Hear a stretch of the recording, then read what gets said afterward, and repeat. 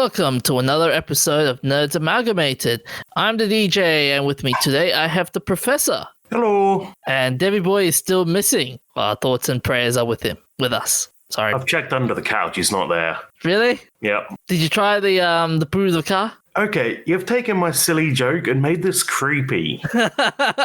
Hey, he could be hiding there. I mean, he loves comfy spots. So, have you tried under the bed? No, I'm not sneaking into his bedroom. Dang it, he's not there. How are you, Professor? I'm doing all right, actually. Got myself a nice hot cup of tea. Getting ready for Monday, hey? Oh, I'm gonna need a lot more tea. I like how when you say the word Monday, people just shut down so easily. I think a lot of people don't actually love their work.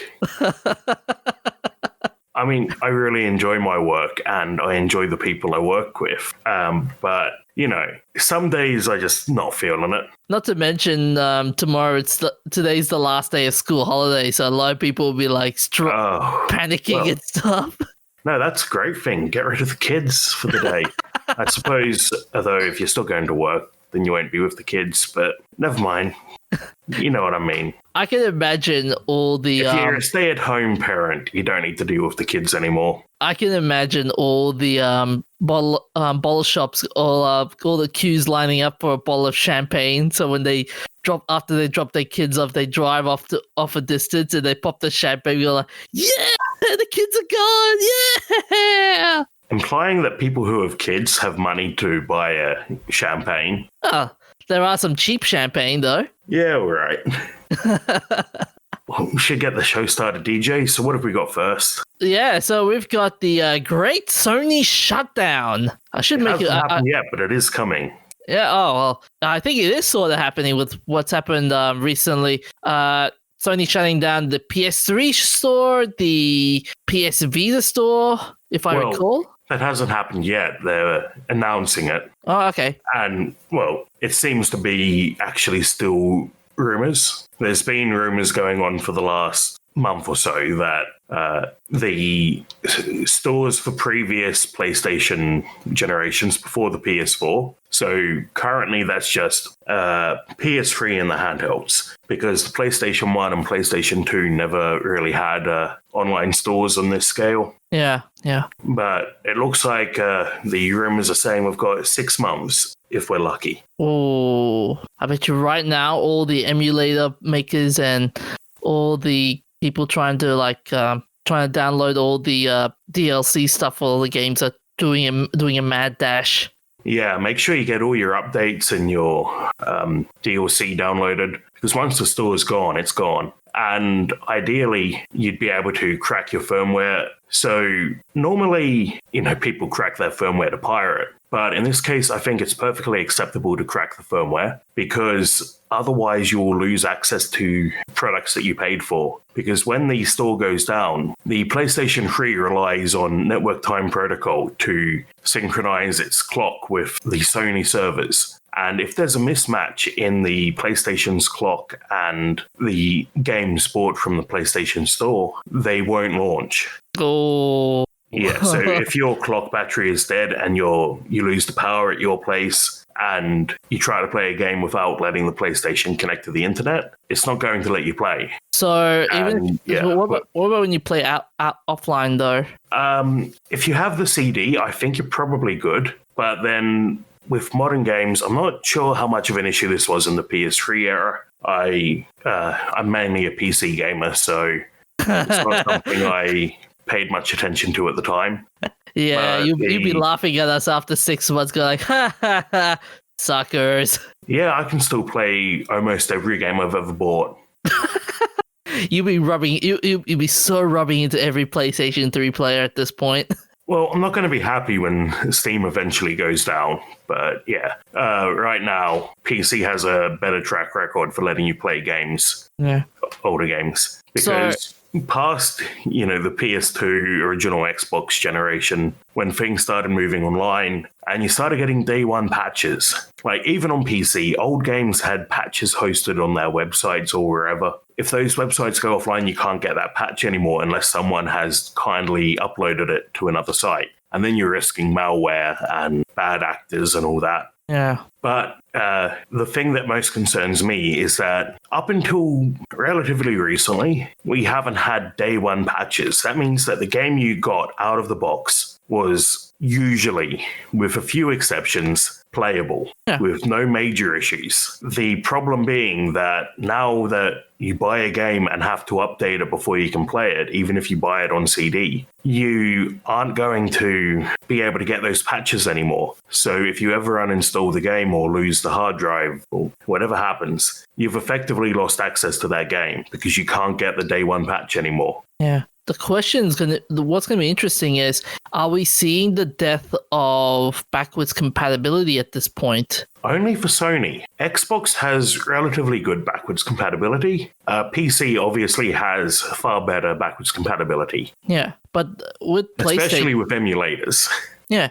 Like DOSBox, I can play games that came out, in basically any time from the 80s to the early 2000s with one program. DOSBox is bloody magic. But here's the thing, though. With PlayStation, though, is that it was their backwards compatibility is what brought a lot of people in the first place. Yeah, the launch of the PS4 had not necessarily backwards compatibility, but it was a push to piss off Microsoft. They basically announced that, old CDs will still work. You'll be able to trade your CDs. Do you remember that big E3 conference back in, 2013? Microsoft came out saying they were going to make it hard to resell games. And within a day, Sony came back and were just constantly digging at Microsoft all through that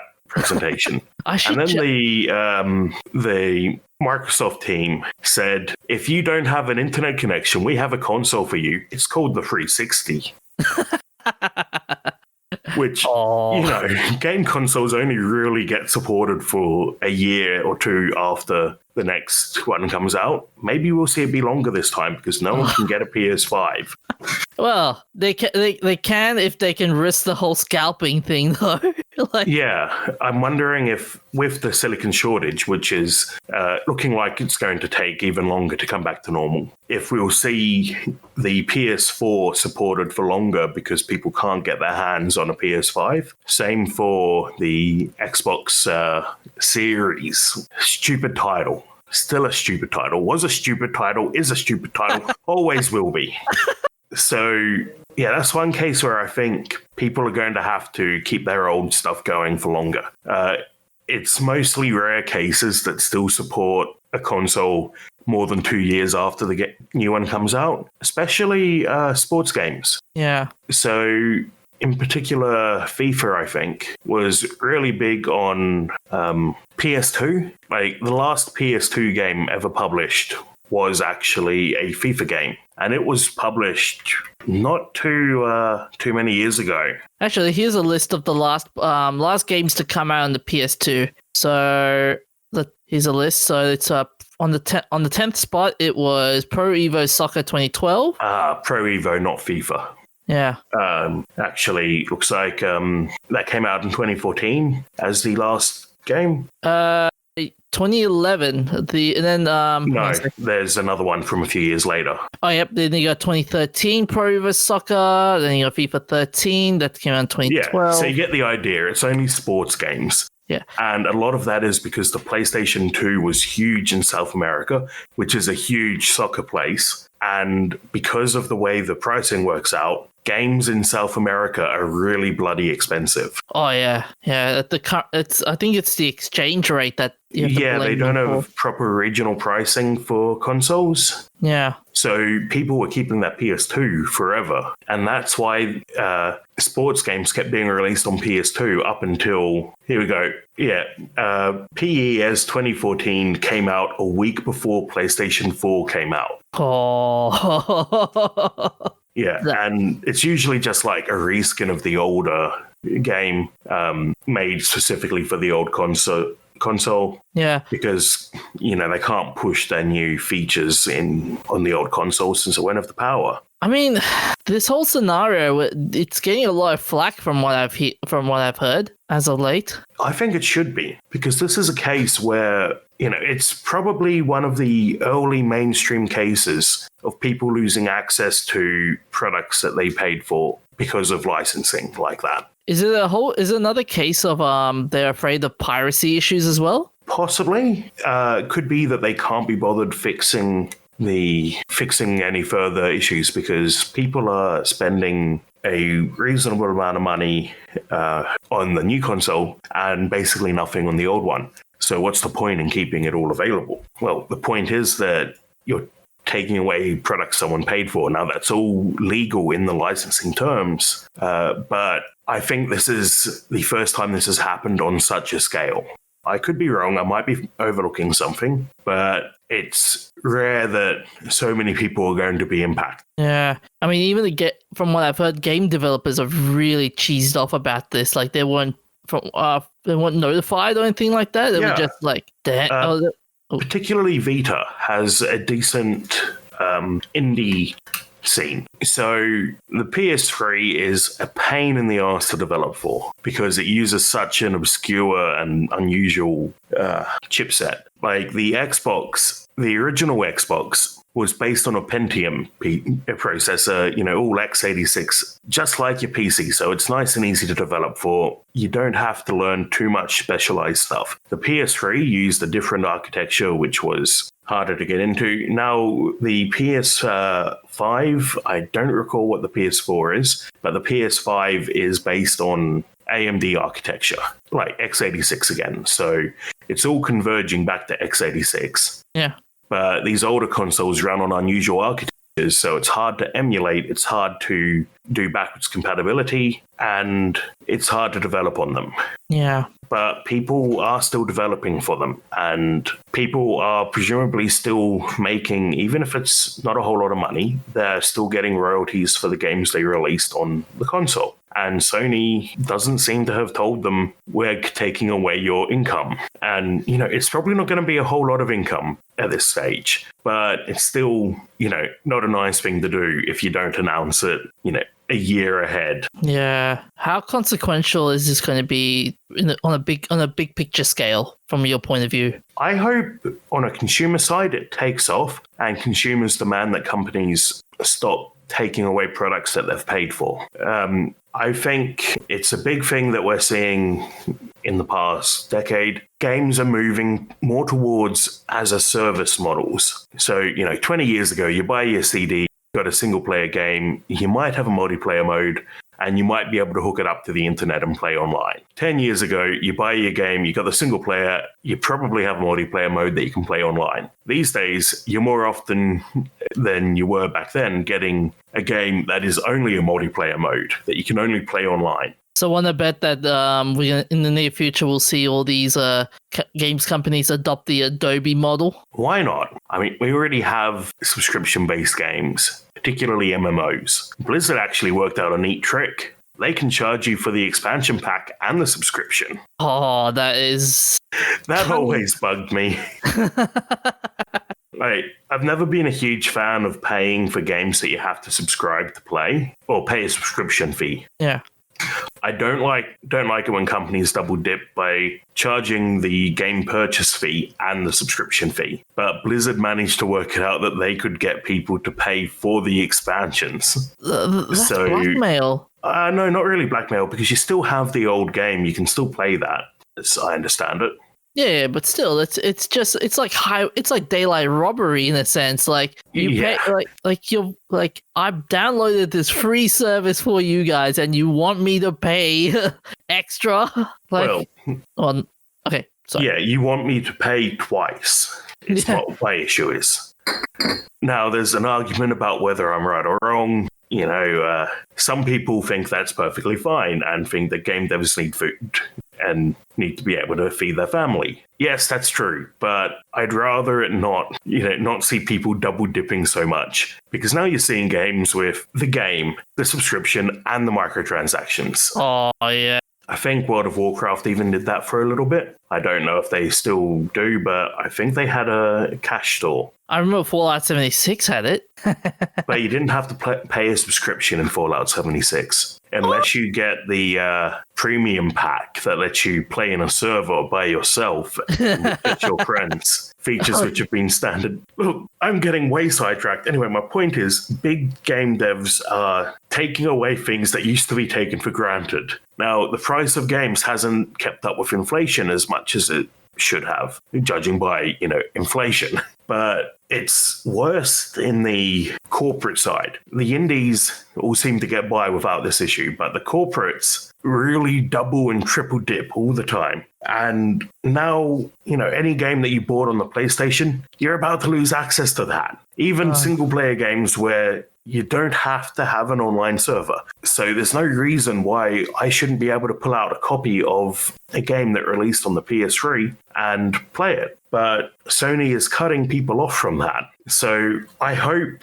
this helps spur a movement, like the right to repair movement is finally getting underway. But I hope it helps spur a movement to ensure that you still have access to your purchases when a service like that shuts down. How do you think PlayStation would react with all this backlash, though? I don't think they're going to care much. Maybe they'll extend it by another year. Maybe they won't. I don't think that they're going to keep it up indefinitely. I just think that it's unlikely that you'll get more than a year of leeway out of them. Yeah. Anyways, we should move on to our next topic. Yep, had my rant. Now, yep. We're good. Before we move on, I just want to say something really quick. I think at this point, companies should be held accountable at this point, but yeah, it's a pipe dream. This isn't even the first time Sony's shut down their online store. Yeah. 5 years ago they shut down, maybe even a bit longer than that. They shut down PlayStation Home. Oh yeah, I remember that. People were paying for that. So it's gotten to the point that, you can pay for something, but you're only leasing it. The company can come and take it back at basically any point they want. Yeah, fair enough. Anyway, so let's move on. Yeah. So, Professor, have you ever heard of a term agromining? I have. Where have you heard that term before? Sci-Fi.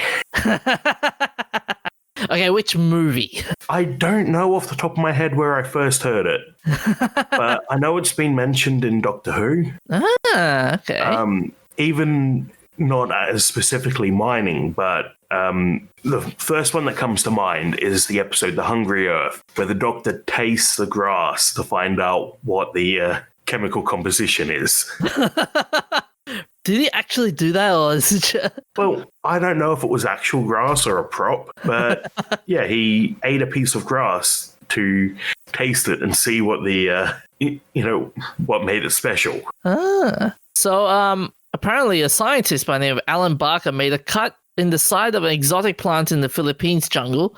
The sap that bled out had a jade green glow. And what's special about green, DJ? It has metallic elements from the soil. And this sap turns out to be 9% nickel. Okay, I would have gone with copper because copper oxidizes green, but nickel works.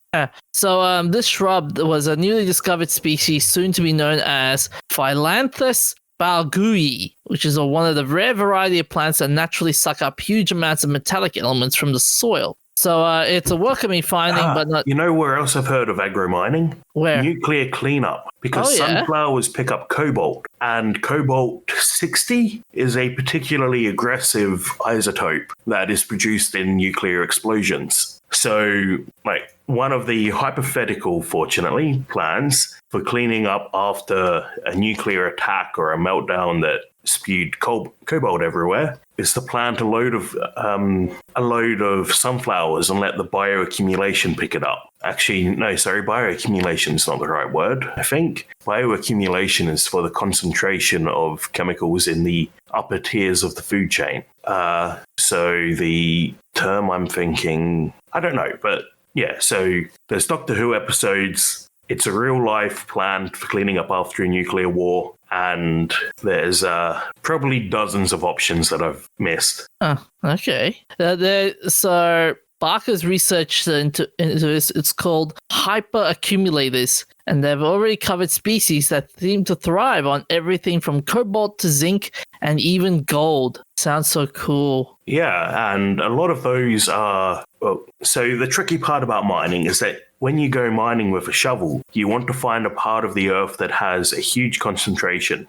So you're plucking nuggets out. Yeah. But if you don't have enough concentration for that, you just scoop up all the dirt and process the whole lot. Like panning for gold and such. More like pit mining. Okay. So gold mining these days is basically dig up everything you can and just crush it up, run it through the extraction process and get the gold out. Although I do recall, but during the gold rush days, some explorers would use cyanide not cyanide, mercury. They would use mercury to find out if gold was present. Yeah.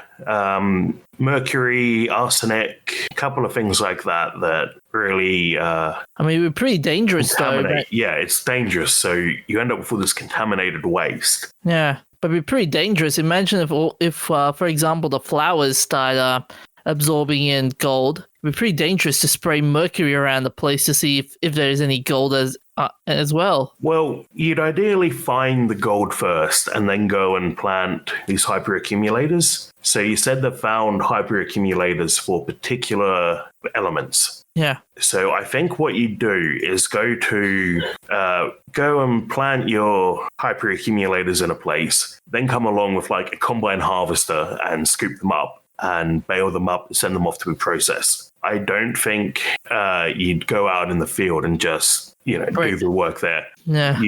Because once you've taken one crop, you could then go and plant a second crop and get more.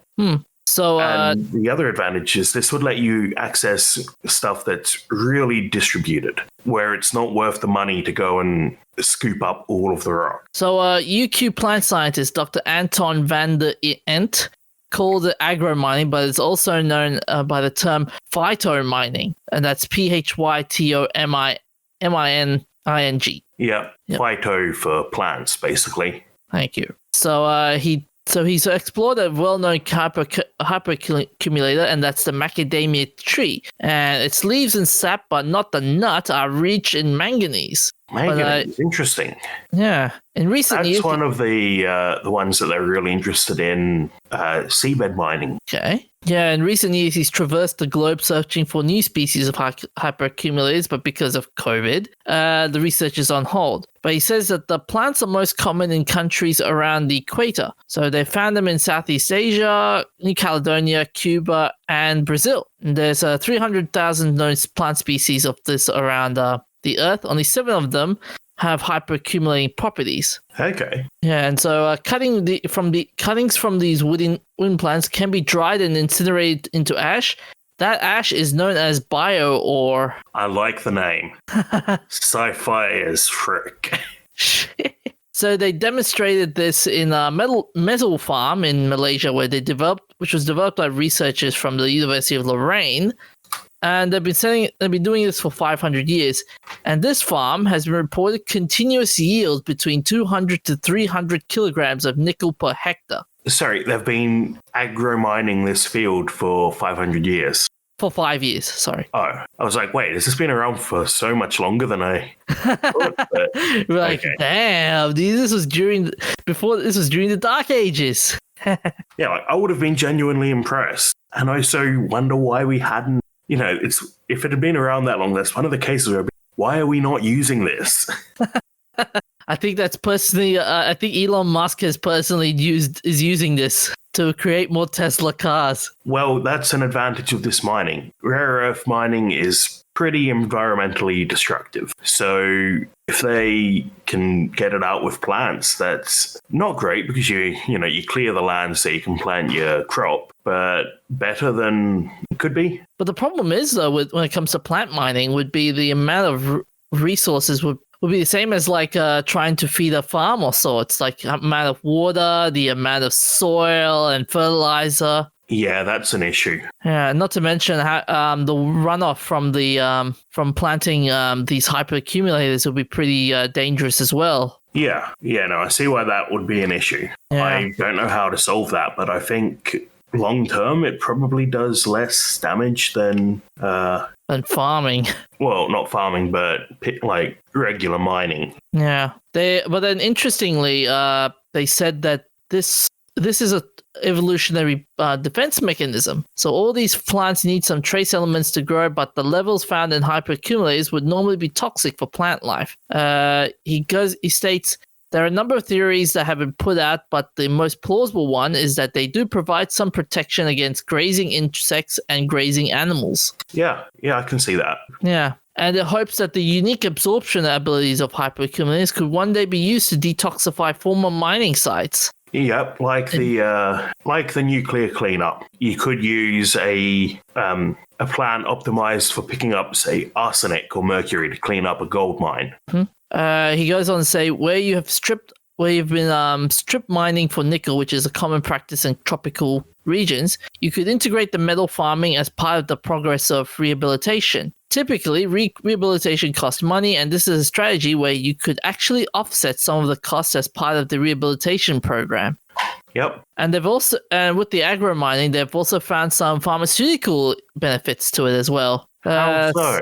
They said many people in developing countries are deficient in zinc and selenium, which are essential for good health. We could use the zinc and selenium hyperaccumulator plants to produce biomass, which are enriched in these elements. This biomass can be turned into a supplement for people to consume and could be used in a process called biofortification to increase the concentration of zinc and selenium in staple crops. Okay. So it's kind I know of rice being fortified with other chemicals. Yeah, the GMO ones. Yeah, I remember that. Yeah, story. I don't remember exactly what ones are in it, but rice in particular has GMO strains that are designed to pick up nutrients that people in the region need. Yeah, it was from what I've got here, the golden rice is genetically modified in order to produce beta carotene. That's the one. But with this one though, like it's a great idea. The problem is going to be how are you going to sell it? Well, you've just said it could help save money. Yeah. No, I mean, like, how are you going to sell the whole zinc and selenium supplements? Just sell it to people? Yeah, You sell the GMO plant the same way you're selling GMO rice. Yeah. Can you imagine, like, this one pill could solve all your problems and give you superpowers? No, I think the idea is that you do it with something like rice, so it naturally gets into your diet by eating it rather than having to pay for supplements. Calling it now, I bet you Nature's Way will make a commercial out of this. It'll be the next poo pill. They said here the soils in large parts of Central Australia are rich in selenium, and the plants that grow have shown themselves to be extremely efficient hyperaccumulators. So, yeah, it'll be pretty interesting. Yeah, I like the sound of this. I also just sort of love the idea of just picking up harvesting plants and picking up all of your stuff you need to build an electric car. It'll be like Huey's cooking. I'll just take a branch of mercury from this tree, and I'll take a pinch of galanium. Yeah. A hint of rubber, and put it all into one big bowl and into the oven, and you're done. You've got your own Tesla. If only it was that easy. But man, can you imagine, like, in the near future, we get like diamonds on trees and gold infused coconuts, and why not? Do whatever you want. So much for the expression, money doesn't grow on trees. Yep. Anyways, will one day. Oh yeah, it will one day. Anyways, so we should move along to our final topic for this episode. Ben Affleck as Batman. What was your initial reaction to it? I don't know. I don't think I had much of a reaction because I don't know who, I don't really know who Ben Affleck is, and I don't watch Batman. One day, Professor, we're gonna have to take you to a movie theater and just make you watch a Ben Affleck movie, especially the Batman I'll sleep one. through it. Really? Actually, I have fallen asleep in a movie theater once. How boring Only was because this I was movie? extremely tired. It wasn't a bad movie. What was the movie? The Snoopy movie, the new one from a few years ago. Really? Yeah. Anyway, so because of the success of the Snyder Cut, now fans are going, why don't we have a Batman movie with Ben Affleck in it? And so now, they've released a new hashtag movement called hashtag Make the Batfleck Movie. Okay. Are there any Snyderverse Batman movies? The only as a solo thing, Yeah, because it's in Batman vs Superman and Justice League, that, but there haven't been any solo movies since Nolan, have there? no, there And hasn't. now we're not even, now we're getting, what's his name? Robert Pattinson. Yes. Now we're getting a solo movie with him. So, Batfleck's time is gone. I mean, you gotta admit though, like the fans are getting louder and louder. They were loud when the Snyder Cut was a thing. Yep, they gave in, so now they're gonna whinge more. Hey, also at the end of the day, it's the fans the fans are the ones that are paying for it. And look what happened when the Snyder Cut came out. Like it was a lot of fans were like, "Yeah, do more. We want more of this." And I know maybe eventually we might see it. Eventually, one day, maybe. Your cynicism. How many years did it take to get Snyder's League done? How many? You mean as in like before he left because of family tragedy? No, for him to actually release the Snyder Cut. Oh yeah, it was like 5 or 6 years. But that was because of the interesting part with that one was initially there was rumors going around that there was a Snyder Cut. Then Warner Brothers said initially there was no such thing as a Snyder Cut. Then they changed it to there is a Snyder Cut, but we'll never release the Snyder Cut, to other excuses, and yeah, it was a studio thing at the end. But yeah, because with this Snyder Cut thing, there are more and more arguments are popping up with Affleck's DC projects, and there's a Deathstroke movie coming out at some point. So yeah, it's been staggering to watch the support grow from different corners of the internet. Yeah, you could say that. Yeah, so they're saying last year people got word that Affleck might return as Batman during the DC fandom show, and the Flash will see him in the cape and cowl again in the Flash solo movie. And the director said they really do not want to give him. They really don't want to give him a movie. I don't know, because Ben Affleck said like he didn't want to make a movie because he was too tired and he didn't want to. He was getting a lot of conflict from it. But the director for the Flash movie is saying this, like his Batman had a dichotomy that is very strong, which is his masculinity because of the way he looks and the imposing figure that he has and his jawline. But he is also very vulnerable. He knows that only if you say the name Martha. Only if you say Martha. He knows how to deliver from the inside out that vulnerability.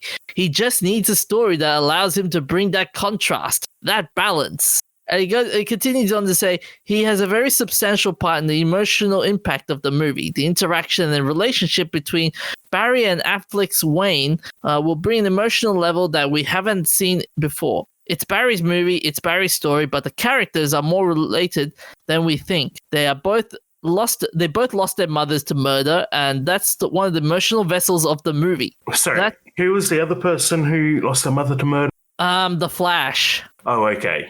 I was like, wait, Superman's mum's dead from murder? What? Okay. Well, he's okay. I mean, I'm sure she is in some particular version of the story, but yeah. Well, okay. His story is very complicated, but okay, I'll simplify for you. Superman's biological mother died in Krypton. Superman's adopted mother is alive. Yeah. But she wasn't murdered, though. Wasn't Krypton a natural disaster? Yes and no. Natural disaster, yes, but it was accelerated by Brainiac. That's a story for another time. But, so Brainiac is the company's pretending global warming isn't happening. Cool. No, Brainiac is LexCorp is the company that's saying global warming isn't happening. Brainiac is an alien sentient being. Well, yes, but you completely missed the metaphor I was going for. Right. My mistake. So at the end of it, he goes, I'm glad to be collaborating with someone who's been on both sides of the camera. He understands. So basically, a lot of people are now saying, we need this Affleck movie. We need it now. Well, is Ben Affleck still around? Like, is he not really busy with other things yet? I mean, with Because COVID, they've already like replaced him. Yeah, I mean, with COVID, a lot of actors would be like, oh crap. Yeah, it's probably not great. Yeah, but with he still does directing work from time to time, and can you give me a second? So in October 2021, Affleck will be a supporting role in the Ridley Scott directed The Last Duel. He's also filmed a supporting role in the adaptation of the memoir The Tender Bar, which is directed by George Clooney. He will, in 2022, Affleck will star opposite Anna de Armas in the thriller Deep Water, which is an adaptation of Patricia Highsmith's novel. In addition, so he's in a lot of stuff coming up. Yeah, and he's also got directing roles as well. So yeah, he's also got the adaptation of the King Leopold's Ghost, which is a World War II movie focusing on the Ghost Army. Yeah, but yeah, Ghost Army, are they the ones who like marched over a hill and disappeared? Yeah. They did disappear. Like, they hiked off and no one ever saw them again. I think that's a different one. Yeah. This Ghost Army is basically... I might be thinking of the World War I incident, maybe. There was a particular size group, I don't know, platoon, battalion, who knows, someone, not me, who marched off into a forest to go and battle the enemy and were so completely wiped out no one ever saw any of them again. Okay. So this one looks like it's about the counterintelligence unit. Yeah. Would you look forward to seeing another Batman movie though? From your, I know you haven't seen any movies, but yeah. No, there's been too many superhero movies.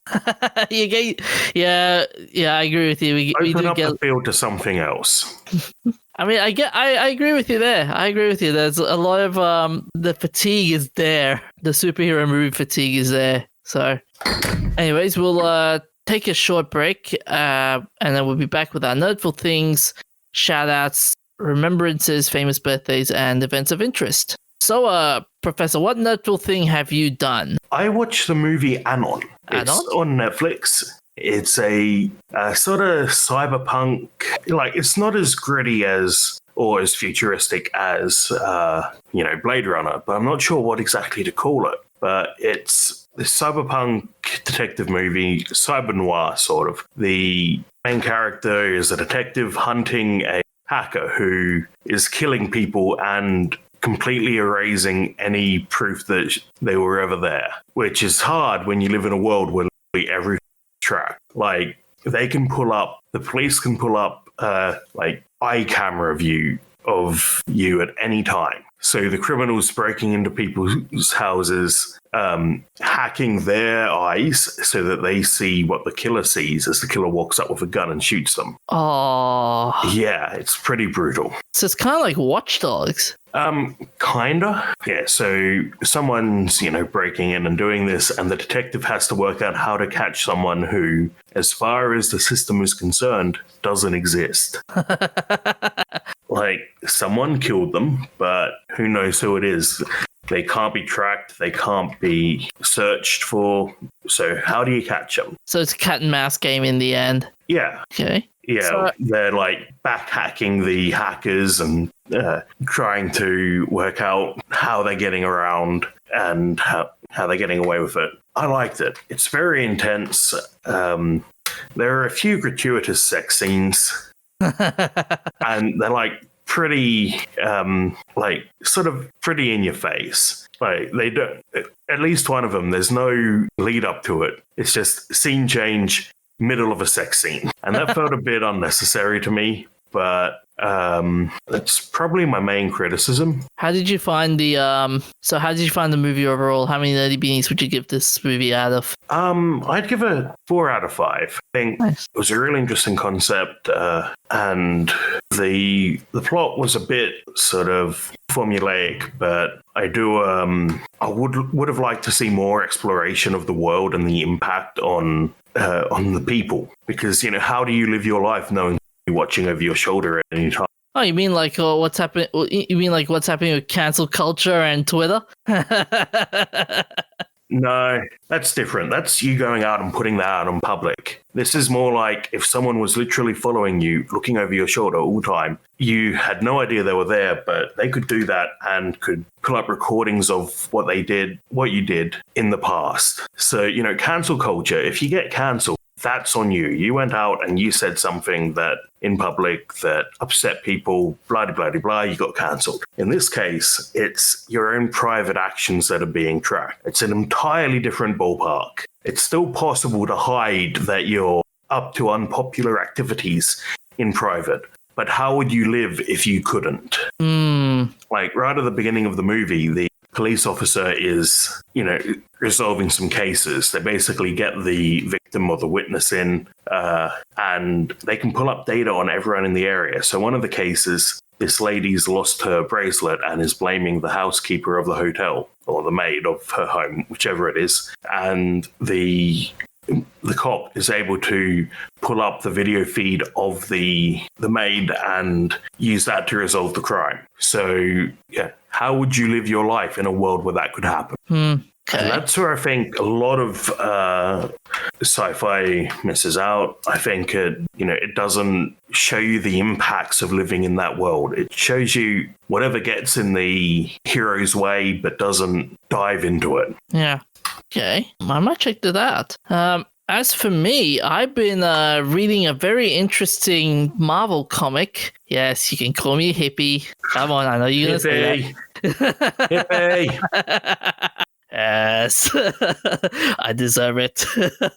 I've been reading Children of the Atom, the 2021 edition. My God, it's so terrible.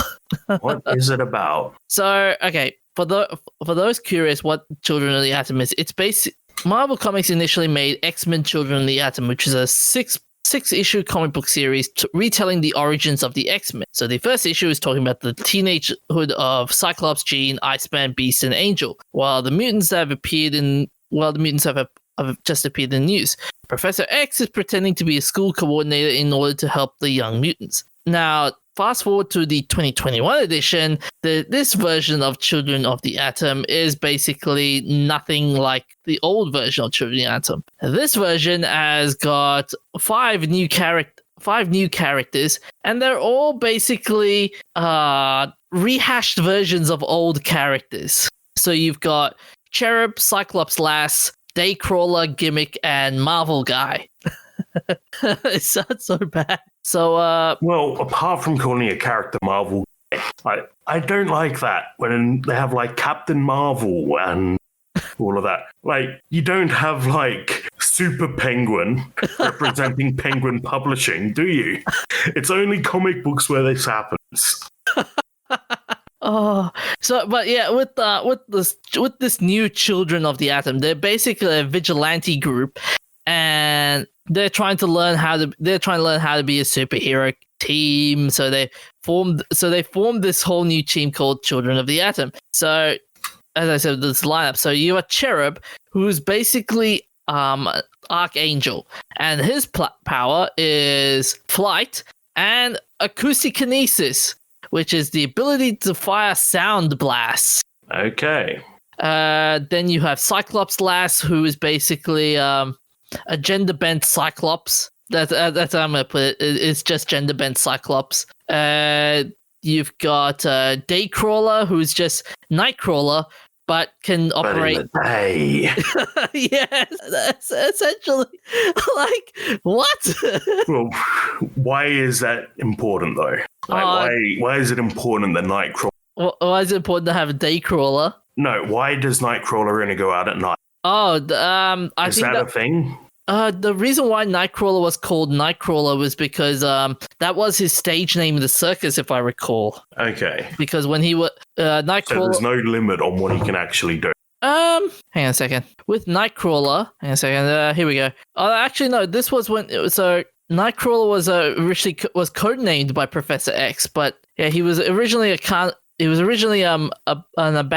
orphan, and he was adopted by a circus. And when people found out he looked like a demon, and they decided to hurt and lynch him. But yeah.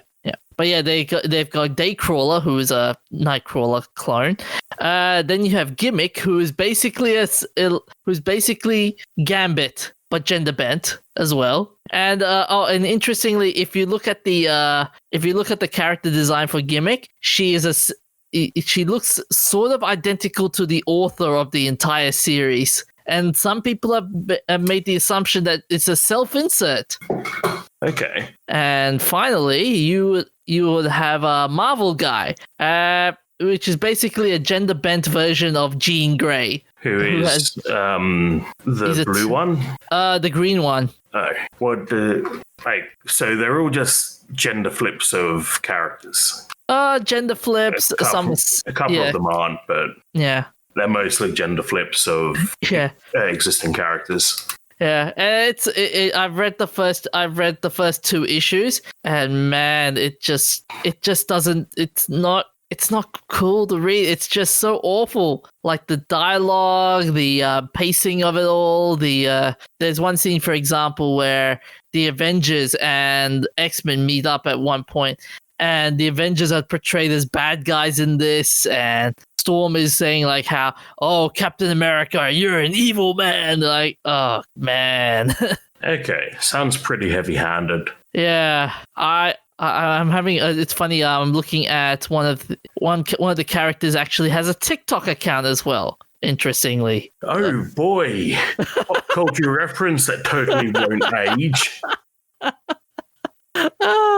I'm like, what the hell, man? Why'd you have They're clearly not intending this to be timeless. And here's another interesting one. So Cherub, one of the pages is basically has got a page say you must be a mutant to have abs like a mutant workout. And he goes, I get asked about core workouts all the time, and the one thing that always come up is people want the abs but don't have the time. You make time for the things you think are important. This workout will have you cut like Wolverine's claws got a grudge. Remember the motto, hustle smarter so you can go harder. So, right, you said initially this was like young versions of other characters, right? Yeah, well, young but it's like before mutants became this whole big thing. It's like versions of them, and now they're rebooted and they've flipped some of them. Yeah. So are they still like the first mutants, or are they living in a world where the other mutants exist? Which I'm assuming they do, because that's the scare. That's the they mentioned Wolverine. Yeah. I think this one.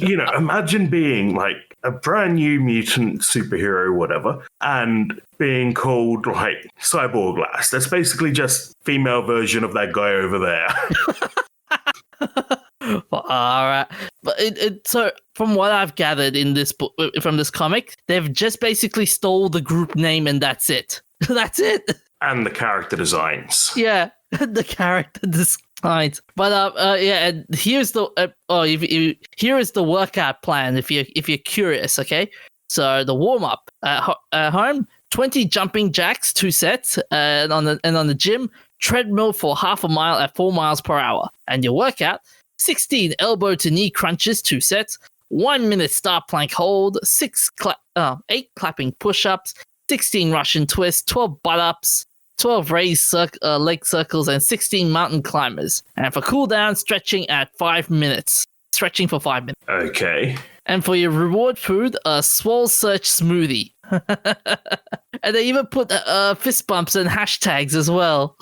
Oh man, I like how they're trying to put modern cultural references into comics and nobody gets it. No, I'm sure people get it. I just don't think I'm the target audience for pop culture references in comics. I would give this. Overall, I would give this comic. I'd give it a 2 out of 5, just to be generous. I mean, the artworks are not bad, but it's just the character design. Like, it's original characters, but you're just stealing a popular name just to try and promote your character. But I think I've had my rant. So on to our shout outs. So the last weeks have been shown some insane price collectors will pay for anything. On the 2nd of April, a sealed copy of Super Mario Bros. From 1986, 1 year after initial sales, sold for $660,000. Heritage Auctions claimed this copy has an elite level of preservation and is the oldest factory-sealed copy that Heritage has ever auctioned. A few days later, on the 7th, a copy of the Action Comics issue number 1 from 1938 sold for $3.2 million. This issue introduced Superman in 1938. Of hundreds of thousands of copies printed in the initial run, around 100 are estimated to remain. The price of this particular copy increased from $2.5 million in an auction in 2018. It's now been 60 years since the first human spaceflight, where Yuri Gagarin left Earth on the 12th of April 1961 on board a Vostok 1 spacecraft. His flight took 108 minutes and completed one orbit of the Earth. Every year, Russians lay flowers at monuments of Yuri on Cosmonautics Day. You mean Cosmonauts Day? No, it's Cosmonautics Day. Ah, okay. I always thought it was cosmonaut. What is cosmonaut? Well, the word is cosmonaut, but it's Cosmonautics Day. Okay.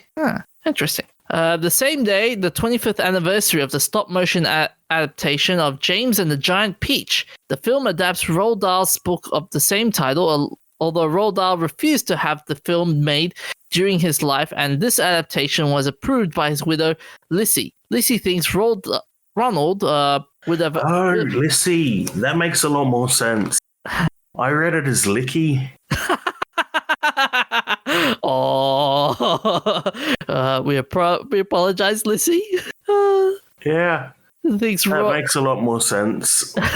Lissy thinks Roald would have been delighted. Did you ever see that? Did you ever see that movie? No. Ah.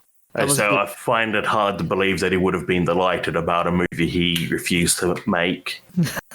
Yeah, I mean, I feel like this is a case where he probably wouldn't have been happy with it. Just reminds me of Alan Moore, and when he saw the Watchmen movie, he hated it so much that he told the directors to scrub his name off the credits. Yeah, maybe it would have.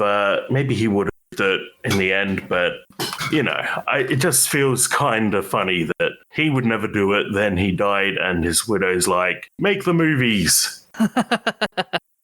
So keep in mind, she probably had to approve the Johnny Depp version of Charlie and the Chocolate Factory. Oh man.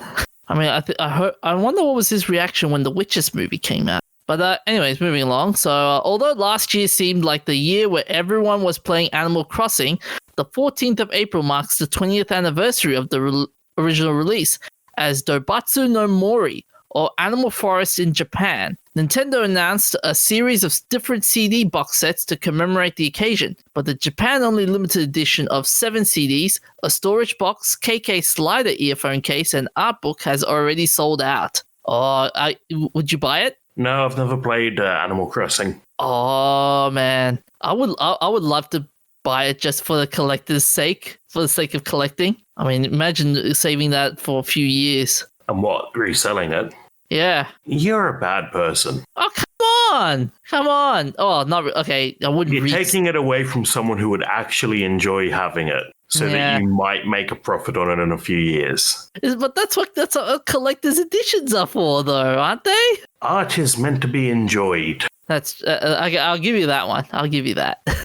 So onto our remembrances. Moran Campbell was a Canadian physician and academic who held the position of founding chair of the Department of Medicine at McMaster Facility of Health Sciences from 1968 to 1975. He invented the Venturi mask as a replacement for intermittent oxygen therapy, which he described as bringing a drowned man to the surface occasionally. I like that last bit, occasionally. I don't think the people on it would have felt like the same way.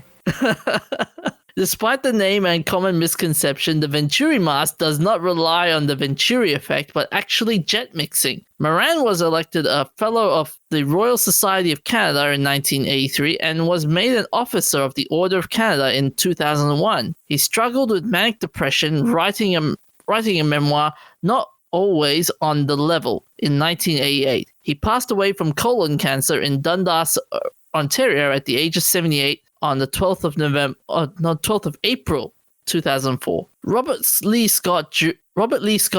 was a brigadier general in the U.S. Air Force, becoming a flying ace in World War II. He was known for shooting down 13 Japanese aircraft. He is known for the memoir God is My Co-Pilot, published in 1943. In 1942, he lied about his experience and learned to fly a B-17 on the way to India so he could fly bombing missions against Japan. After the mission was cancelled, he joined the Flying Tigers, where he flew a Republic P-43. He flew over Mount Everest. He repainted the propeller spinners to create the illusion of a larger fleet of aircraft than there actually were. After the war, he hiked the 30,050-kilometer Great Wall of China in 94 days. He was born in Waynesboro, Georgia, on the 12th of April, 1908. That's his effort to scale the Great Wall of China in its entirety. Yeah, it's a hell of a hike. 94 days, though. I mean, damn. Yeah, I wonder what the situation is for that, actually, because I know in the West there's a lot of places where you can go on multiple month-long hiking trips. Probably one of the most famous is the Appalachian Trail in the US. But people in the towns along the way will meet you and help drop off food to the trailhead so that you can pick up supplies. I wonder if the people do that in China or not. I mean, you have to obtain a very special passport to do the whole deal, though. Yeah, the passport issues probably make it harder for Westerners, but do locals do it? No, it would be difficult even for most Westerners to do the Appalachian Trail because most visas only last for like 3 months. Yeah. So on the same day in 1937, Sir Frank Whittle tested the first jet engine intended to power an aircraft due to delays in funding. He was unable to build a flyable version until after the Hans Pabst von Ohain of Germany designed an engine which first flew in August 1939. Whittle's engine finally flew on May 15, 1941, and a production model went into Gloucester Media jet fighter, which intercepted V-1 rockets. Whittle's company was called Power Jets Limited. Great naming. And yes, it's a good one. I know. And finally, on this same day in 1940, Dr. Cyclops was released. And the plot goes, a mad scientist in the South American jungle miniaturized his colleagues where they threatened his unethical experiments. I feel like, at the point you're miniaturizing people to stop them telling the cops on you, you're already the bad guy. Can you imagine, like, you're working in the corporate sector and you're like, hey, Mr. CEO, I think you're doing something unethical, and they miniaturize you, like, oh, damn. Yeah, shrink you and put you in a jar. Although isn't there a children's story about a lady who did that? Possibly. Although that would be a crazy story. It was a pretty crazy story. But yeah, the director himself was very tall, and his colleagues think that had something to do with the interest in the subject. This film was considered lead actor Alfred Decker's signature role. Would you watch it, though, just for the laughs, or...? Yeah, I've considered it. I was thinking about it earlier. Imagine remaking that movie. Special effects would probably be better. Yeah, that's true. It's true. So, anyways, that's all we have for this week. You can find us on Facebook, Instagram, Twitter, batsnotcanon.com, where we have an archive of our old episodes and new podcasts such as The Cliff's Edge, which is a Cliff Homan's podcast about bringing the biology and environmentalism podcast. And this is the summary of it. You don't need to be a scientist to enjoy biology and environmentalism. Listen to the Cliff's Edge each week for a casual chat about everything from evolution to climate change, with some offbeat humor tossed in. Bring your curiosity and become an armchair expert in scientific issues that affect our daily lives. The Cliff's Edge, biology and environmentalism for the rest of us. That sounds nice. Yeah. And you can sound like a lot of fun. Agreed. And you can also find us on YouTube, where we haven't a video, but we'll be coming up with some more videos in the near future. So that's all I have for today. Now it's time for me to go away now. Goodbye. Look after yourselves, stay hydrated, and I'll try to keep the DJ awake.